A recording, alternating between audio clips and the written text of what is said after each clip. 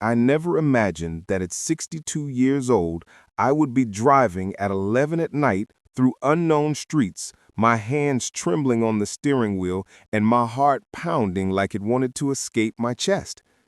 It all started about 3 hours ago when I passed the corporate high-rise where Elijah Vance had worked for 25 years. The lights were off, the parking garage was empty, and a notice on the front door announced that the offices were closed for renovations starting at 6 that evening. My first reaction was that I had the wrong building, but no, there was the company's sleek logo mocking me from the dark facade. I dialed his number with fingers that had begun to shake. "How's the project coming, my love?" I asked, trying to keep my voice casual, normal, like the devoted wife I'd been for 4 decades. His answer was immediate, practiced, and perfect in its deception. "Super busy here, Simone. Can't talk right now. The Tokyo project has us all pushing hard. Don't wait up for me, dear." And then I heard it. Soft moans, muffled laughter, the unmistakable sound of the intimacy I thought I knew so well. My stomach lurched, but my mind, the part of me that had been dormant for years, woke up with terrifying clarity. The family GPS app, which I had insisted we install after Elijah had a small car accident last year, now became my guide to the truth. The blue dot representing his silver Mercedes-Benz S-Class was blinking in an affluent residential neighborhood about 40 minutes from our home in a section of Atlanta we had never visited together. Every mile I drove felt like I was peeling layers off my own skin, revealing something raw and painful underneath. The neighborhood was beautiful, too beautiful.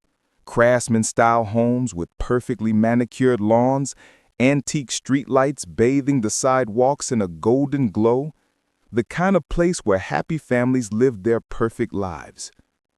Elijah's Mercedes was parked in front of a deep cobalt blue 2-story house with hydrangeas on the porch and a wooden swing. There was a light on the second floor, shadows moving behind lace curtains that looked straight out of a decorator's magazine. I sat in my car, parked 3 houses down, watching. My mind was trying to process the scene, but it was like trying to assemble a puzzle with pieces that didn't fit. This wasn't the house of any colleague I knew. It wasn't a hotel, nor an anonymous apartment for clandestine affairs. It was a home, complete with a mailbox painted with sunflowers and a welcome mat that read, "The Stanton Family." Then I saw her, a woman, not young as I had feared, but in her mid-40s, peeking out the second-floor window. Her hair was pulled up in a messy bun, and she wore a blue silk robe that I recognized with a sharp stab of pain. It was identical to the one Elijah had given me for our last anniversary, only mine was a wine red. The woman looked down the street with a satisfied expression that hurt more than any gesture of passion could have. My phone vibrated. A text from Elijah. "Leaving the office now, love. Don't wait up. Grab dinner without me." The lie was so blatant it was almost funny. Almost. I checked my watch. 11:43 p.m. How many nights had I eaten alone, slept alone, lived alone, while he built this parallel life? A boy appeared at the window next to the woman. A boy of about 10 years old, with dark, wavy hair just like Elijah's, with the same way of cocking his head when something intrigued him. The woman embraced him, and they both disappeared from my view, likely heading to bed, continuing their nightly routine in their perfect home, with my husband. My husband, the words lost all meaning in that moment, floating in my mind like strange, unrecognized objects. 40 years of marriage, 2 grown children, 3 grandchildren, an entire life built on what exactly? Lies? Half-truths? A masterful performance? Physical pain arrived then, so real I thought I was having a heart attack. I woke up in my car at 5:47 in the morning with a stiff neck and swollen eyes. The blue house was still there, proof it hadn't been a nightmare.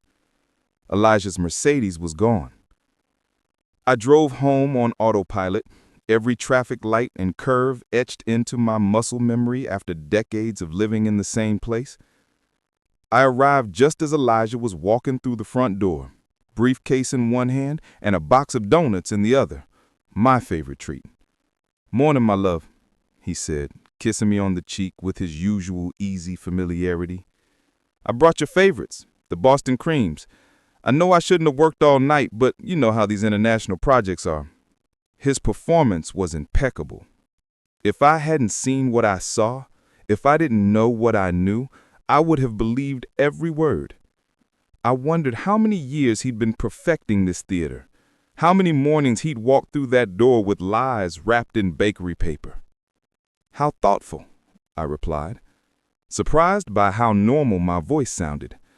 "Why don't you shower while I make the coffee?" He nodded, humming that tune he always whistled when he was in a good mood, the same melody I'd listened to for 4 decades, not knowing it meant he had spent the night with another family. While the shower water ran, I checked his briefcase. I had perfected the art of the discreet wife, or so I thought. I found the usual work documents that looked genuine, a tablet, company pens, but there was something new too.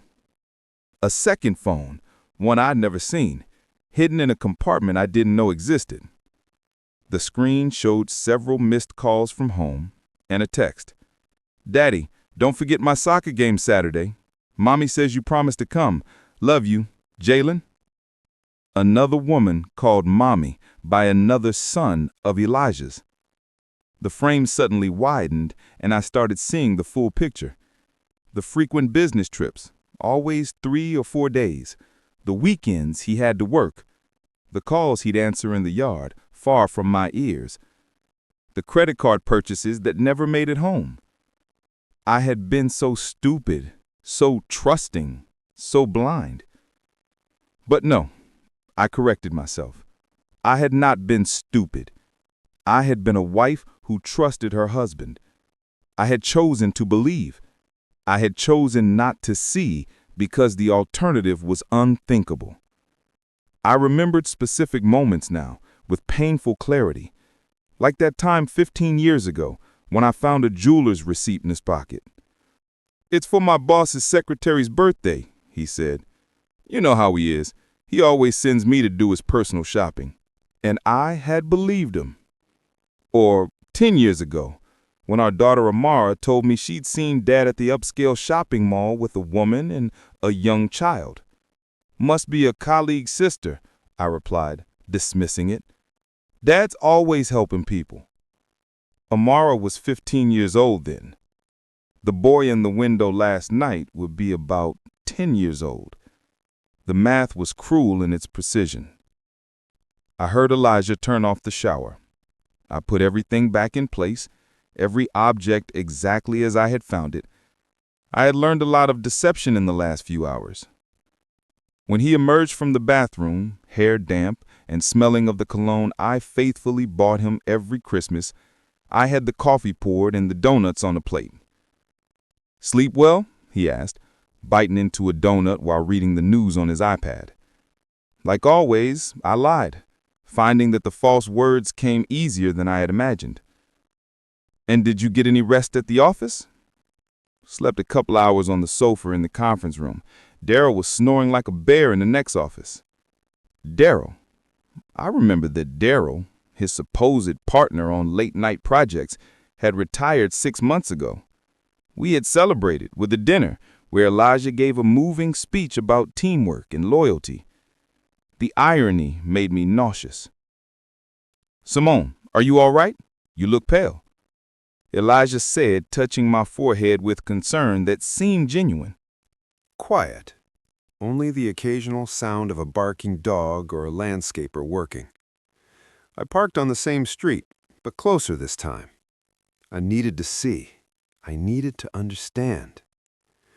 The woman, Candace, came out at 2:30, and my heart almost stopped, not because of her, but because of what she carried. A baby in a front carrier, a baby who couldn't be more than 6 months old. The mathematics of betrayal suddenly became more complex. It wasn't just the 10-year-old boy. So Elijah had been building this family for how long? I followed her on foot when she started walking through the neighborhood. I kept a careful distance, pretending to look at my phone when she stopped.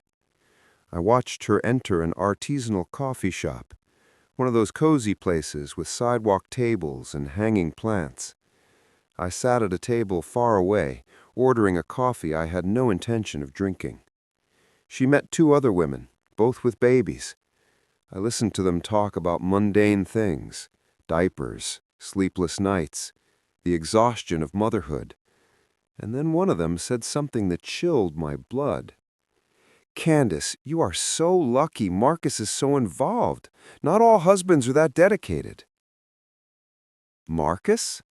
My Elijah was Marcus in this life? Candace laughed, adjusting the baby in her arms. Yes, though with his work schedule, it's complicated. He sometimes has to travel for business 3 or 4 days, but he always makes up for it when he gets back. He's a wonderful father. The business trips, those 3 or 4 days, were when he came back to me, to his other life, to his other adult children. We were shifts on his elaborate calendar of deceit. I wondered if he had a spreadsheet somewhere, coordinating his lies, making sure he didn't mix up names, dates, or stories. "And how is Jalen doing with the new baby?" another woman asked. "Jealous at first," Candace replied, "but Marcus, my husband, has been incredible managing the situation. He bought him a new baseball glove, and they spend Saturday afternoons together while I rest with the baby."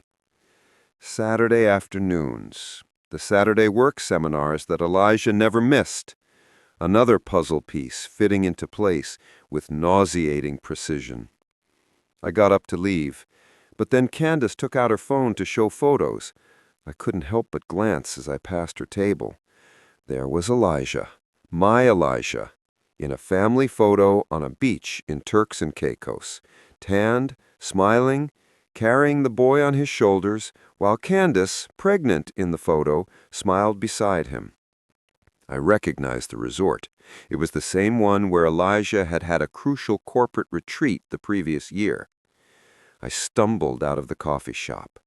On the way back to my car, I passed a park where several children were playing. I stopped dead when I heard a familiar voice. "That's it, champ. Kick harder." It was Elijah. My Elijah, who was supposed to be in a meeting with Japanese investors, coaching a youth soccer team. Jalen, the boy from the window, ran towards him with a smile that was a mirror of his father's. I watched him for 20 minutes. This man I thought I knew better than myself. I saw him be the father he had been with our children when they were small, but with an energy, a presence that was painfully familiar, yet strangely alien at the same time. This wasn't acting. It was genuine. It was a father loving his son, a man in his element. Who was the real Elijah then? The man who ate breakfast with me every morning? Or the one who coached soccer on Wednesday afternoons? The one who made love to me on Sunday mornings? Or the one who took another family to the beach? Did a real Elijah even exist? Or just carefully crafted versions for each audience? My phone rang. It was him. "Hey, love. Meeting finished early. Do you want me to pick something up for dinner?" I looked across the park where he was still shouting instructions to the team. "That would be perfect, darling. Bring some wine, that Napa Valley Cabernet we like. I know the one. I love you, Simone." "I love you too," I replied, the words turning to ash in my mouth. That night, as Elijah slept peacefully beside me, his breathing quiet, like someone without guilt, I got up and went to the bathroom. I looked at myself in the mirror for a long time, studying every line, every mark that time had left on my face. 62 years old, 40 of them devoted to a man who had built a double life with the precision of a Swiss watchmaker. The tears finally came, silent at first, then racking sobs that I had to muffle with a towel so I wouldn't wake him. I wasn't just weeping for the betrayal. I was weeping for the woman in the mirror. Who was I without him?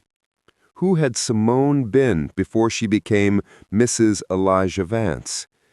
The memories of my youth seemed to belong to another person, the girl who wanted to be a painter, who had won a scholarship to study in Paris, who had turned it down because Elijah had convinced her that starting a family was more important. The art will always be there, he'd said then, with that smile that melted my defenses, but the time for children won't. And I had believed him. I had packed away my brushes, traded canvases for diapers, and galleries for parent-teacher conferences. I didn't regret my children. Amara and Jamal were the best things in my life. But what had become of Simone, the artist? She had completely dissolved into Simone the wife. The next day, while Elijah was at his real office, or perhaps his parallel life, I couldn't be sure anymore, I went up to the attic. There, in dust-covered boxes, I found my old art supplies. The brushes were stiff, the paints dry, but the sketches were still there, a testament to a talent I had abandoned for love, or what I had believed was love. I also found letters, photographs, and memories of our life together. Our wedding, with Elijah promising before God and 200 guests that he would be faithful until death. Amara's birth, Elijah crying as he cut the umbilical cord. Jamal taking his first steps, Elijah filming it with that old camera he loved so much. Real moments, genuine emotions, or so I had believed. When had the lie begun? My phone rang. It was Amara. "Mom, are you okay? I've noticed you've been acting weird lately."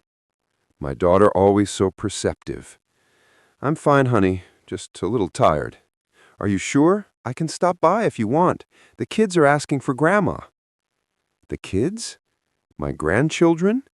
Elijah's official grandchildren?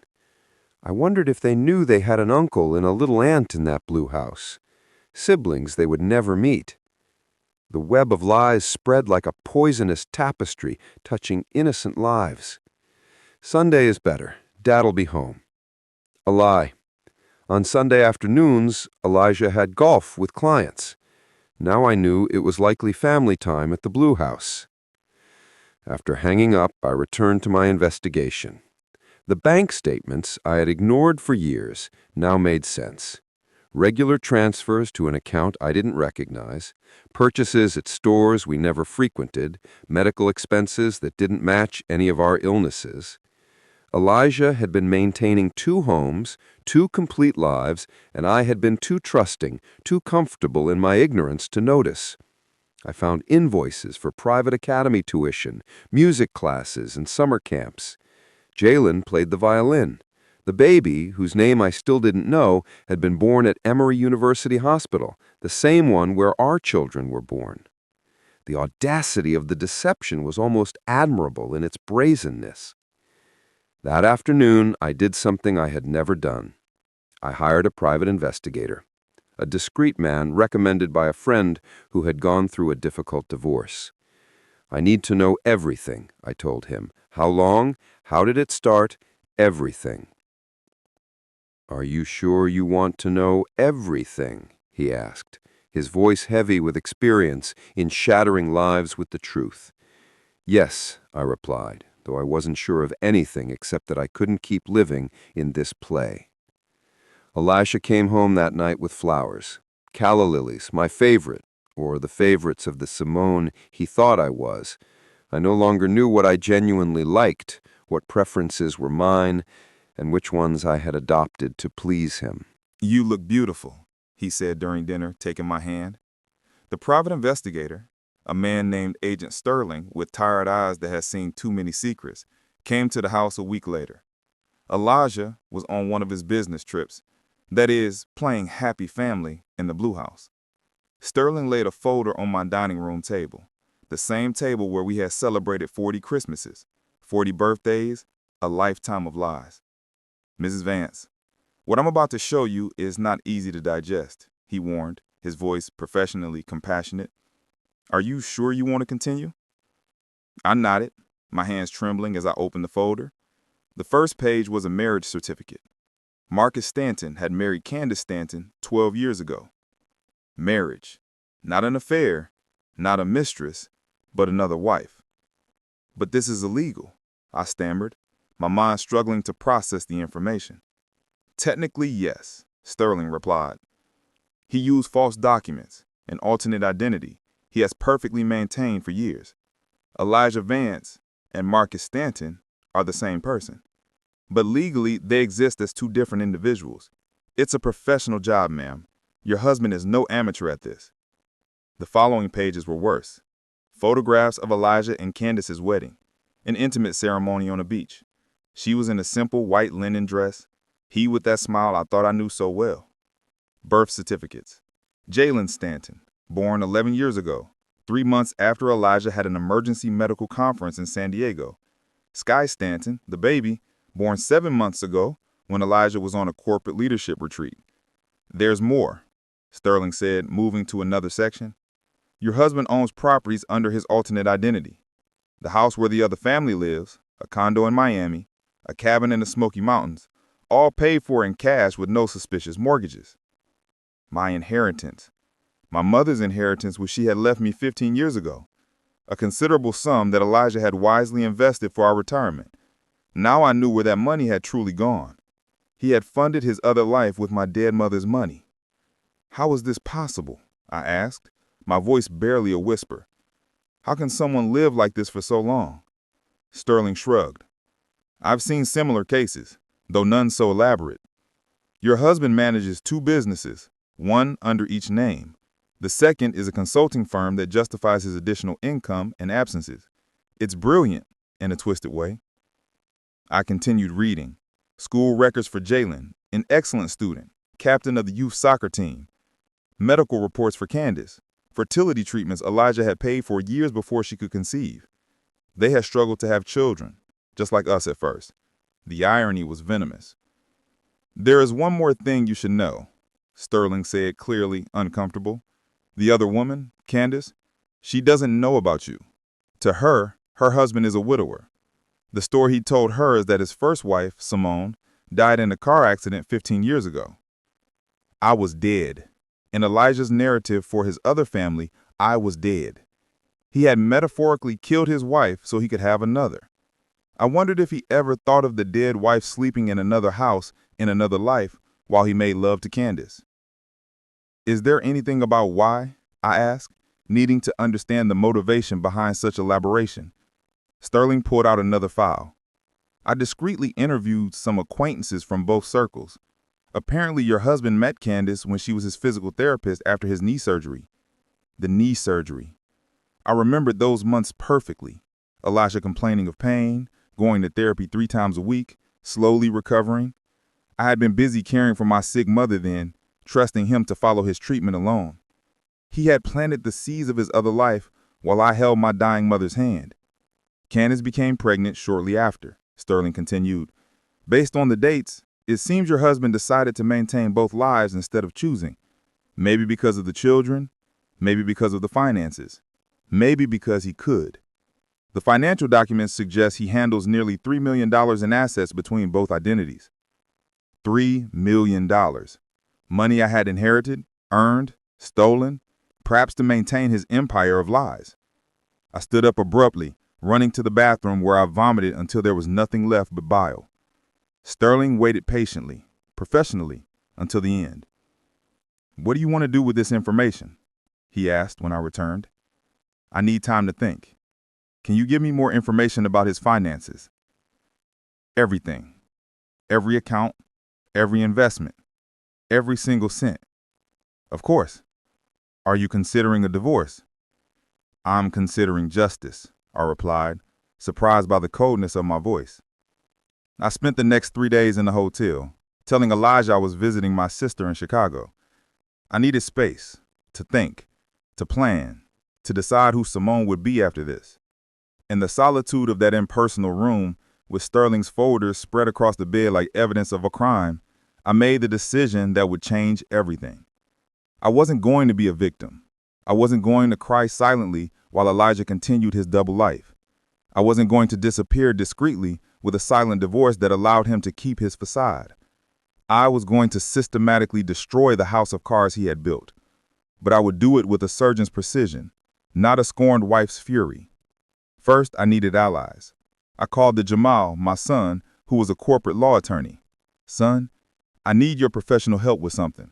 Dedicate. Can you come to the Marriott Marquis downtown, room 512?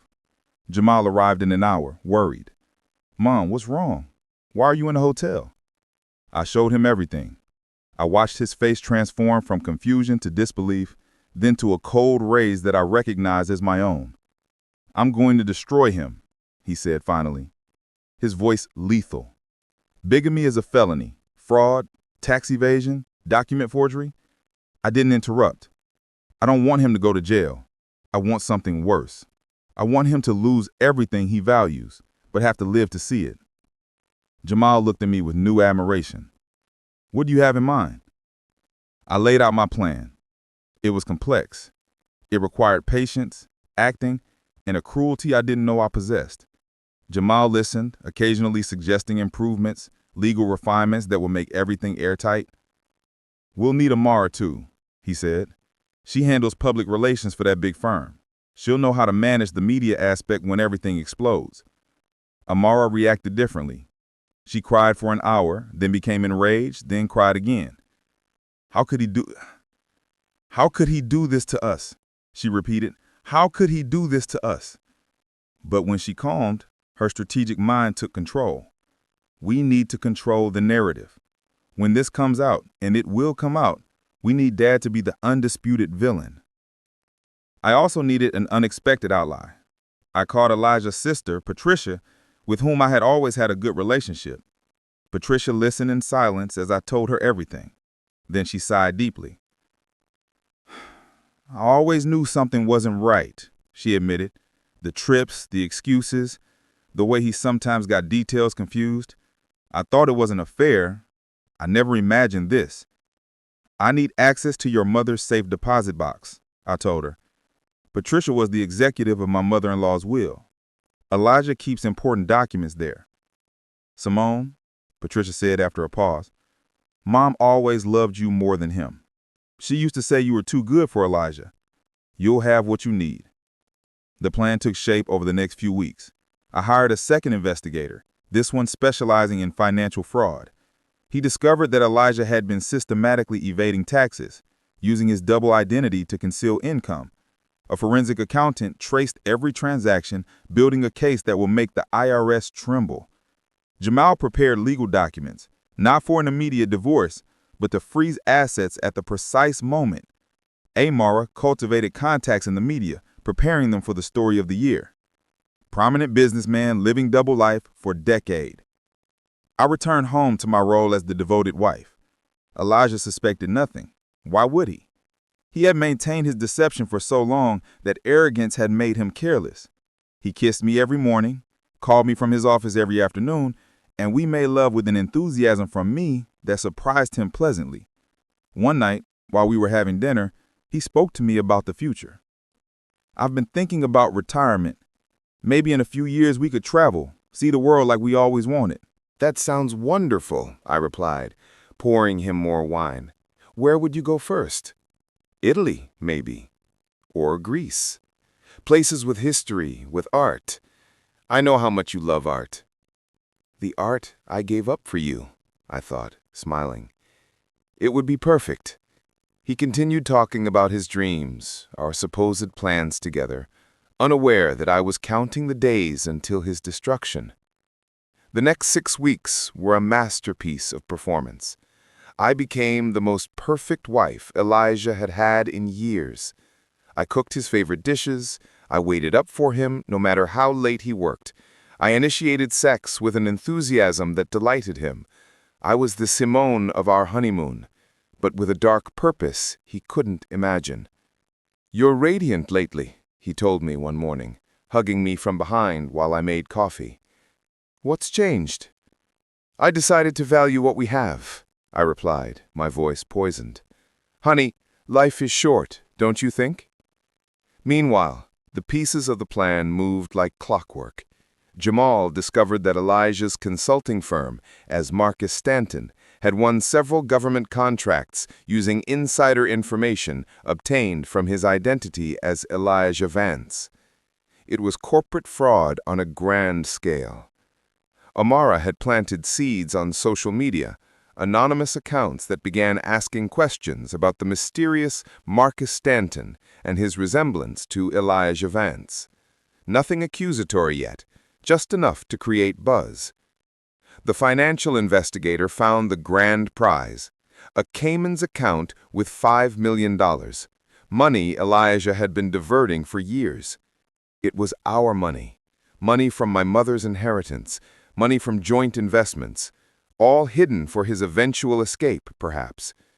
But the masterstroke came from Patricia.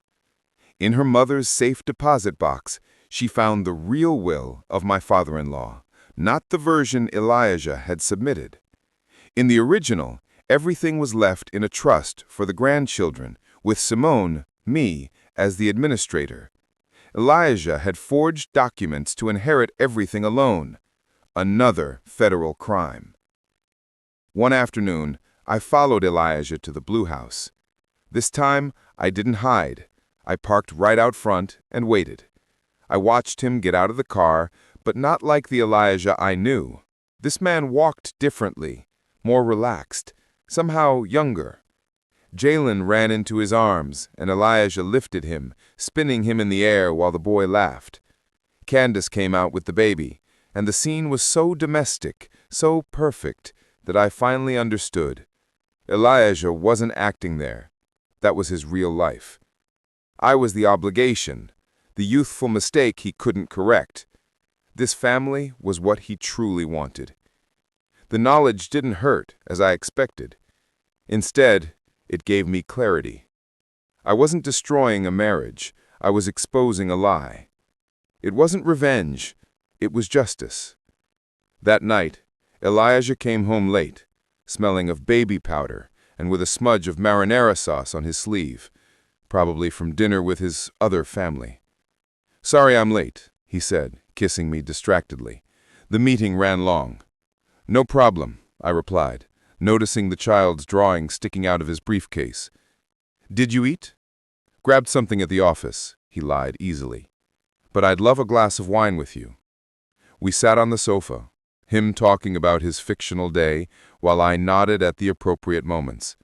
At one point, he rested his head in my lap, an intimate gesture from our early years. "Are you happy, Simone?" he asked suddenly.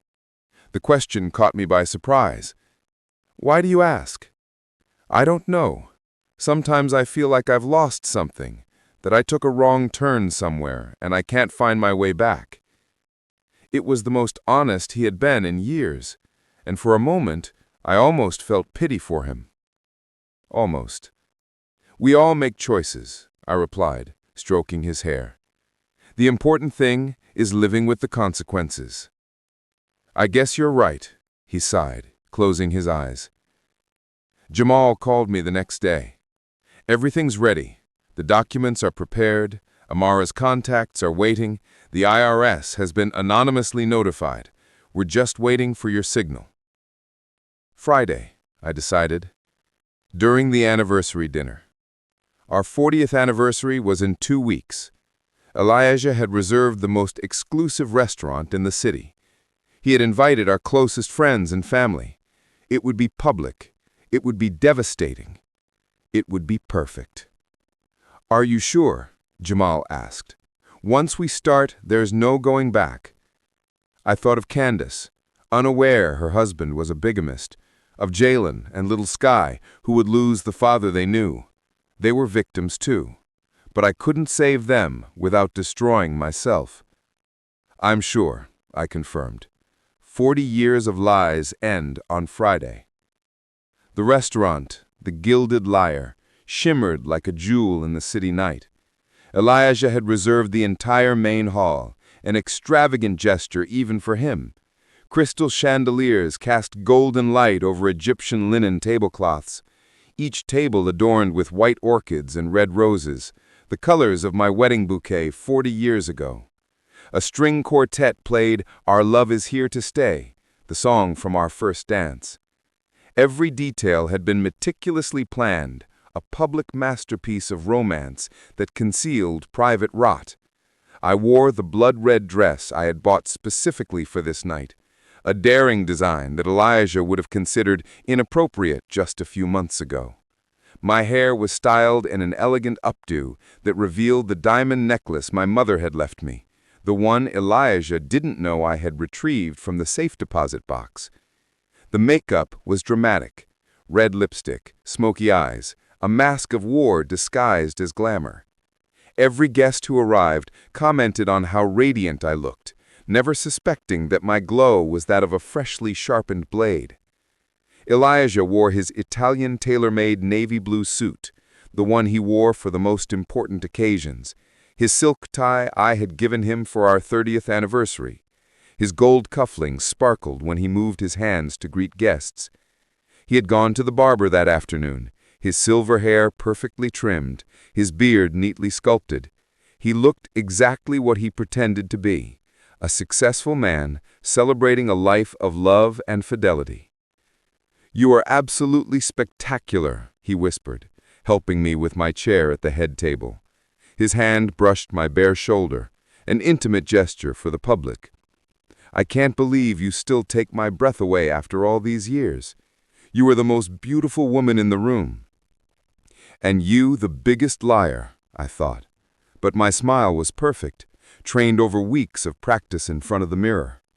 "You're not so bad yourself, my love," I replied, the term of endearment burning my tongue like acid. The 50 guests were a careful selection from our life. Elijah's business partners who needed to witness his downfall, society friends who would spread the scandal like wildfire, and family who deserved to know the truth. They were strategically placed, Jamal and his wife Elena near the improvised stage, ready to intervene. Amara and her fiancé David at a table with a perfect view of the projection screen. Patricia, strategically located near the exit in case Elijah tried to run. Dinner began with oysters, which Elijah detested, but had ordered because he knew they were my favorite, another public gesture of devotion. Conversations flowed with the French champagne, Dom Perignon, from the year of our wedding, a detail that had cost a fortune and which Elijah had boasted about at least 3 times. "Elijah has always been the perfect husband," commented Brenda Jenkins, the wife of Elijah's main partner, as she savored her lobster. "Simone, you are so fortunate." "You have no idea," I replied, my smile unwavering. Elijah, sitting next to me, squeezed my hand under the table, a gesture others interpreted as love, but which I recognized as ownership. We face loss, challenges, moments of doubt. But Simone, my Simone, has been my anchor, my safe harbor in every storm, the light that guides me home every night. The irony was so bitter that I had to take a sip of water to avoid choking. Every night he was supposedly guided home, he chose another direction, another home, another woman. That's why Elijah pulled a blue velvet box from his pocket. "I want to renew my vows right here in front of all of you." He opened the box, revealing an eternity diamond band. "Simone, will you do me the honor of continuing to be my wife for another 40 years? Applause erupted. Someone shouted, "Bravo!" Phone cameras flashed. It was the perfect moment, the romantic climax of the evening. I stood up slowly, accepting his kiss before the ovation, the ring heavy and cold on my finger. "My turn," I announced as the applause died down, my voice clear as the crystal I was about to shatter. 40 years is a long time. Time enough to know every secret, every truth, every lie about a person, or so one would think. Elijah smiled, his hand still on my waist, utterly oblivious to the chasm opening beneath his feet. "I've prepared something very special for tonight," I continued, pulling my phone from my purse. Jamal had already connected the restaurant's audio and projection system to my device, an arrangement that had cost a generous tip to the technical staff, a gift not just for my husband, but for all of you.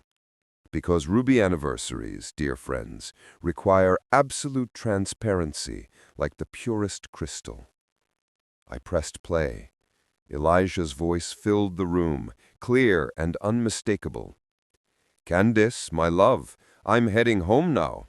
Yeah, I know Jalen has his game tomorrow at 8. Don't worry, I told Simone I have a conference all weekend. She never suspects a thing. Trust me, after so many years, she's blindly trusting. It's almost pathetic how easy it is." The silence that followed was absolute, the kind of silence that precedes an explosion. Elijah's champagne glass fell from his hand, shattering against the marble floor into 1,000 pieces that reflected the light like crystal tears. That's not," he started, his face going tan to white to gray in seconds. "Oh, but wait," I interrupted. My voice was now sharp as the broken glass at his feet. "There's so much more." The screen came to life with the photographs I had meticulously prepared. Elijah and Candace at their beach wedding. Him in a white linen suit I had never seen. The birth certificate for Jalen Vance with Marcus Stanton listed as the father. Christmas family photos from the last 10 years, Elijah smiling with his other family in front of a tree I had never decorated. Sky's ultrasound with a dedication to the best dad in the world. Love, Candace. Gasps started like waves, each revelation provoking a new round of shock. Brenda Jenkins had gone pale, her hand covering her mouth. Elijah's partner, Devin Harris, stared at the images with a mixture of horror and fury, probably calculating the damage to the firm's reputation. Patricia buried her face in her hands, sobbing silently. 40 years, I said, walking slowly around Elijah, who remained frozen like a statue. 40 years living with a bigamist, a pathological liar, a criminal. Yes, dear friends, a criminal. Bigamy is a felony punishable by prison time. "Simone, please." Elijah finally found his voice, stepping toward me with outstretched hands. "We can talk about this privately. Don't do this." Jamal stood up, interposing himself between his father and me. "Don't come near my mother." His voice was lethal, controlled. "And before you consider running, you should know that the IRS already has copies of all your financial statements, including that Cayman account where you hid $5 million. The prosecutor has the fraudulent contracts you signed using your fake identity." Imara took the microphone the quartet had abandoned. "To our dear guests, I deeply regret that you are witnessing this, but after 40 years of public deception, we felt the truth also needed to be public. My father not only betrayed our mother, he betrayed us all." "This is insane." Elijah spun around, looking for support among the guests, but they were all backing away as if he were contagious. "Devin, you've known me for 20 years. You know I wouldn't—" "Wouldn't what?" Devin, his best friend, stood up, his face a mask of disgust. "That you aren't capable of this? Apparently, I didn't know you at all." I pulled the envelope from my purse, the divorce papers Jamal had prepared. "You have two choices, Elijah. Sign these documents now, relinquishing all claims to our communal assets, or this goes to a public trial and you end up in federal prison for bigamy, tax fraud, and document forgery." Patricia stood up then, her voice trembling but firm. "Elijah, you should also know that I found Dad's real will. The one you forged is with the authorities. Mom always knew something wasn't right with you." It was the final blow. Elijah slumped into the chair, the powerful man reduced to rubble. With trembling hands, he took the pen I offered him.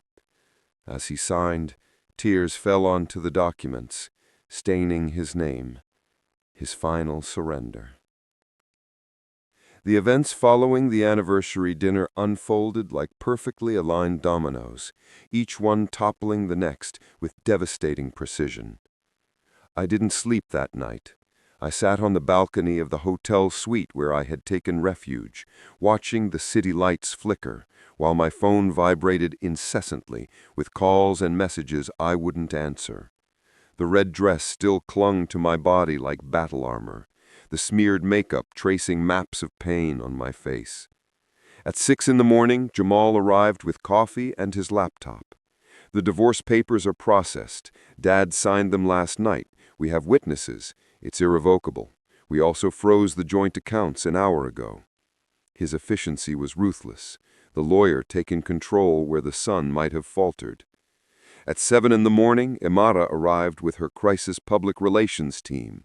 3 young women with tablets and determined expressions who transformed my suite into a command center. The press embargo lifts in 2 hours, Imara announced, her professionalism barely hiding the fury burning underneath. We have exclusives with 3 major newspapers and 2 national television channels. The hashtag is already trending. By noon, the entire country knew who Elijah Vance really was. At exactly 9 in the morning, the story exploded. Prominent businessman, living double life, bigamy, fraud, and 12 years of deception.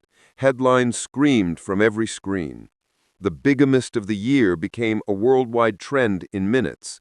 The photos I had provided Elijah with both families went viral. Cruel but creative memes flourished like mushrooms after the rain. The hotel phone rang. It was the front desk. "Mrs. Vance, there are reporters in the lobby requesting statements." "Tell them my lawyer will give a press conference at 2 in the afternoon," I replied, my voice surprisingly firm. By 11 in the morning, Elijah's company had issued a statement. Effective immediately, Elijah Vance has been suspended from all duties pending an internal investigation into severe ethical violations and possible corporate fraud. Devin Harris, his partner, was more direct in his interview. "We are fully cooperating with the authorities. If the allegations are true, Elijah Vance not only betrayed his family, but also the trust of his partners, employees, and clients."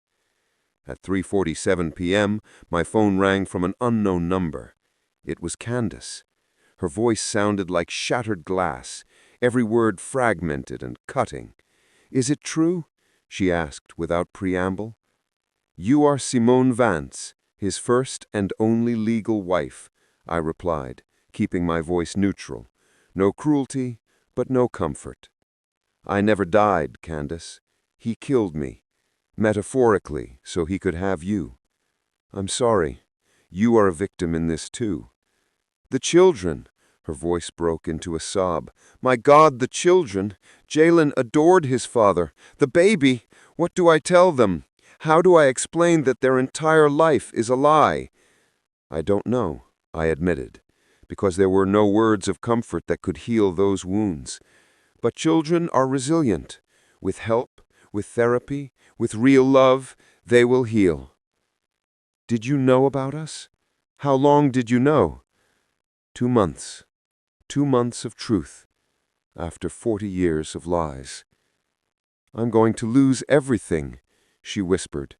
"The house is in his name, the accounts, everything. I have nothing of my own. I quit my job when Jalen was born because he insisted." It was another level of Elijah's cruelty, keeping Candace completely dependent. "Give me your information," I heard myself say. "My lawyer will contact you. You are not responsible for Elijah's crimes. We will make sure you and the children are financially protected." "Why?" she asked, genuinely confused. "Why would you help me?" "Because destroying Elijah doesn't mean destroying 2 innocent children," I replied. "They didn't ask to be born into a lie." The next day, the IRS arrived like a biblical plague. Federal agents appeared at Elijah's office, our house, and the Blue House. Boxes of documents were seized, computers, hard drives. Even his collection of luxury watches was cataloged and embargoed. The investigation revealed a labyrinth of tax evasion dating back 15 years. Offshore accounts, shell companies, fake invoices, a scheme so elaborate that it required a team of 20 forensic accountants to completely unravel it. Jamal handled the legal aspect with a surgeon's precision and an executioner's coldness. Using the state's bigamy laws, which included the automatic nullification of any financial claim by the bigamous spouse, he voided all of Elijah's rights to our joint properties. The house, valued at $2 million, the 3 investment properties, the stock portfolio, everything passed exclusively into my name. "We also recovered this," Jamal said a week later, handing me a check. $3.7 million from the Cayman's account. The rest is so tangled up in his shell companies that it will take years to recover, if at all. Patricia visited me that afternoon. She had aged 10 years in a week, her face marked by family shame. "Mom always knew something was wrong with Elijah," she confessed, sitting heavily on my hotel sofa. "Before she died, she told me, 'Take care of Simone when the truth comes out.' I think she somehow knew." "How is he?" I asked, hating myself for caring. "Destroyed," Patricia replied, bluntly. "Candace threw him out of the house. No hotel in the city will accept his reservation. His face is on all the news. He's living in an extended stay America on the highway, paying in cash with what little they haven't frozen. He tried to contact some friends, but they all hung up. He's a pariah, Simone, a man without a country." 3 weeks after the scandal, I was called to testify before the grand jury. The room was packed, every seat taken by people eager to hear the story firsthand. I wore a simple black suit, no jewelry, except for my original wedding ring, which I wore as a reminder of the woman I used to be. For 4 hours, I recounted everything, every lie, every discovery, every piece of evidence. The jurors listened with expressions ranging from sympathy to horror. The prosecutor, a young but brilliant man named Aaron Mitchell, was meticulous. "Mrs. Vance, at any point during these 12 years, did you suspect your husband's infidelity?" "There were moments," I admitted, "small inconsistencies, strange absences. But Elijah was a master manipulator. Every time I got close to the truth, he created an explanation so elaborate, so credible, that I felt guilty for doubting him." "And what made you discover the truth?" I paused before answering.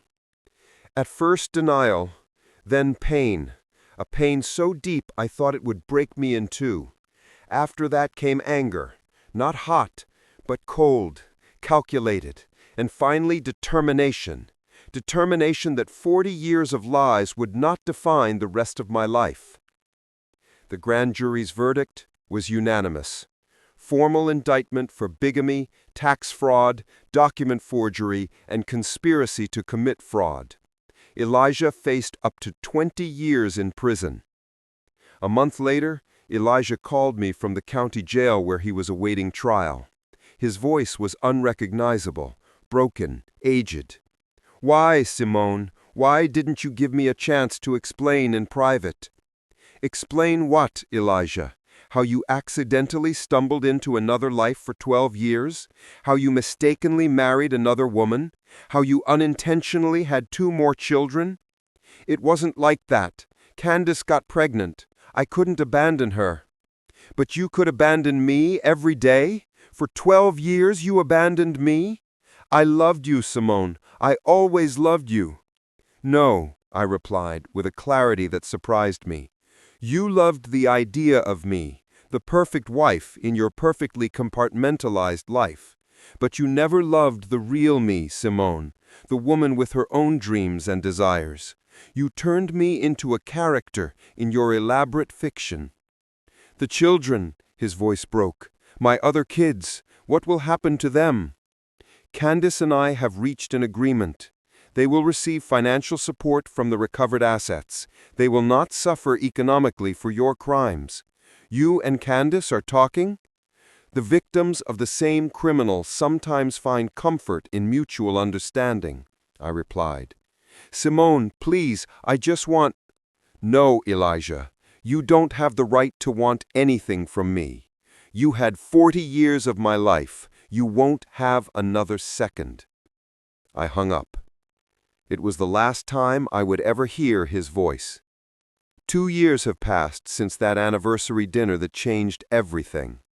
This morning, as I made coffee in my new condo kitchen overlooking the Atlanta rooftops, with the sun streaming through windows I chose all by myself, I received a notification on my phone. Elijah had been released on good behavior. I felt nothing. No fear, no anger, not even curiosity. The man who had been my husband was a stranger now, a character in a story that happened to another Simone, one who no longer existed. My art exhibition opened last month, Portraits of an Invented Life. Each piece told a part of the story: the blind wife, the woman awakening, the architect of her own liberation. The reviews were extraordinary, but more importantly, every brushstroke had been therapy. Every color, a small victory over the past. At the opening, a man approached me. He was a widower, a retired literature professor with kind eyes and a genuine laugh. Your work moves me, he said. There is so much pain, but so much hope, too. We had coffee afterward, then dinner. There is no rush, no expectations, just two people who understand that life can begin again at any age. Jamal called me yesterday. Dad tried to contact me, he said. Does he want to reunite with the family? I asked, though I already knew the answer. I told him his family was us for 40 years. He chose another. Now he has to live with that choice. My son, my fierce protector. Amara was less diplomatic. She simply blocked his number. Patricia visits me sometimes. She tells me that Elijah lives alone in a one-bedroom apartment. He works as a bookkeeper for a small firm that doesn't run background checks. Candace won't allow him to see the children until they are older and can decide for themselves. It's a gray, monotonous existence, honest for the first time in his life. But this story isn't about Elijah. It never really was.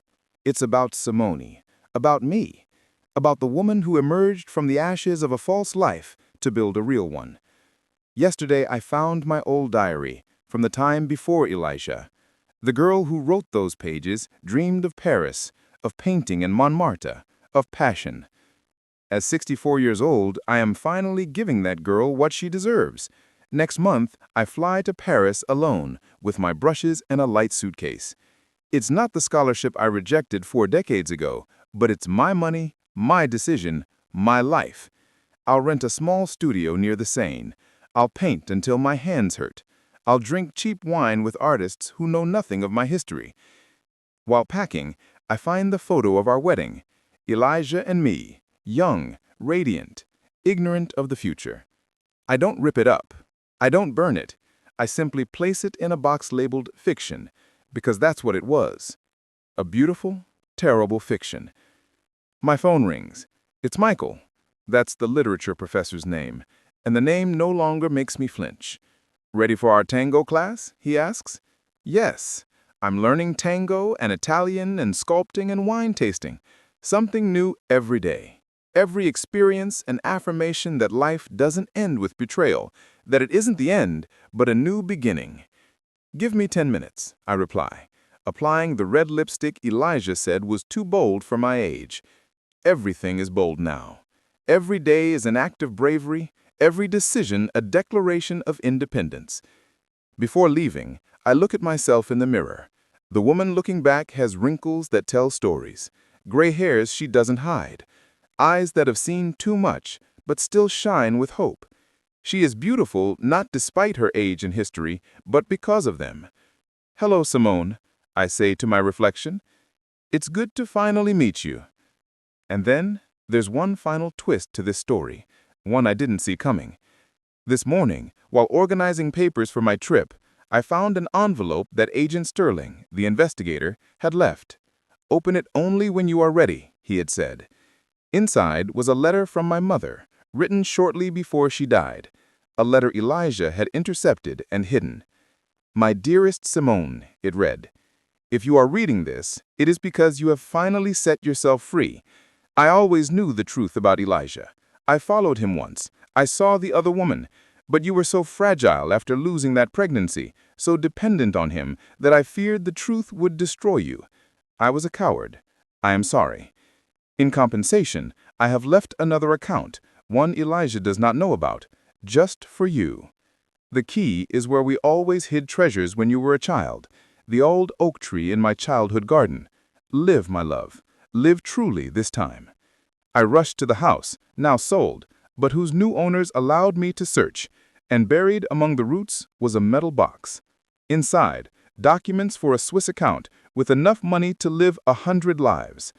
My mother had given me freedom posthumously, not just financial, but emotional.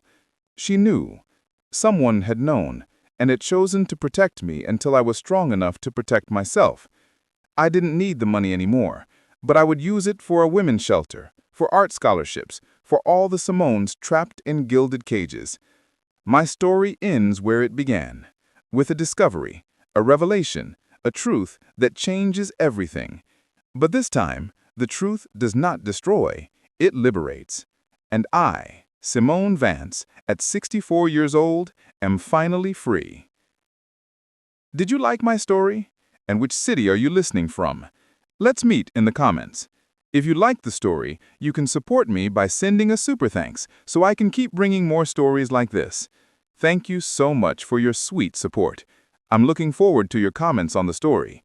On the screen, you can see 2 new life stories that I highly recommend. There's so much more on my channel. Don't forget to subscribe. See you in the next life story. With love and respect.